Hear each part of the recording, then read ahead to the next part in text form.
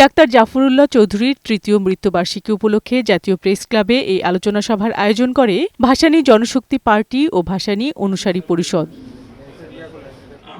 এতে অংশ নিয়ে বিএনপির স্থায়ী কমিটির সদস্য আমির খসরু মাহমুদ চৌধুরী বলেন, এখন অনেকেই সংস্কারের তালিম দিচ্ছে, যাদের আগে কখনো রাজপথে দেখা যায়নি। বিএনপি প্রথম সংস্কারের কথা বলেছে।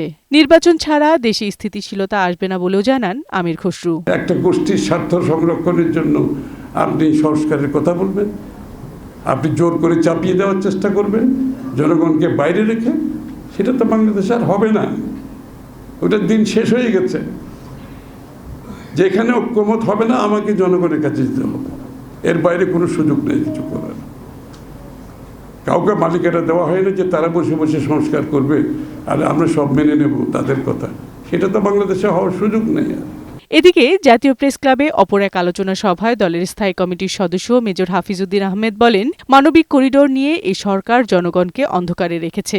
আমরা জানি না, জনগণ জানে না, কোনো রাজনৈতিক দল জানে না, জনপ্রতিনিধিরা জানে না কি ধরনের করিডোর এটি হবে, এর লক্ষ্য কি। আমরা কি নতুন কোনো যুদ্ধে জড়িয়ে পড়তে যাচ্ছি?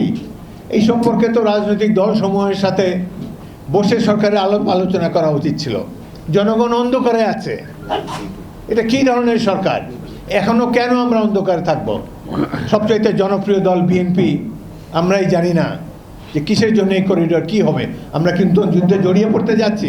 এ সময় দলের সিনিয়র যুগ্ম মহাসচিব রুহুল কবির রিজভী বলেন, হাসিনা সরকারের দিল্লির কাছে নতজানু নীতির কারণেই বাংলাদেশ পানির ন্যায্য হিস্সা থেকে বঞ্চিত হয়েছে। শেখ হাসিনা ছিল এমন একজন রাজা যে ঘোড়াটাকে আটকায়নি, উত্তর ভারতীয় ঘোড়াটাকে আটকায়নি। বিউটি সমাদ্দার, বৈশাখী সংবাদ, ঢাকা।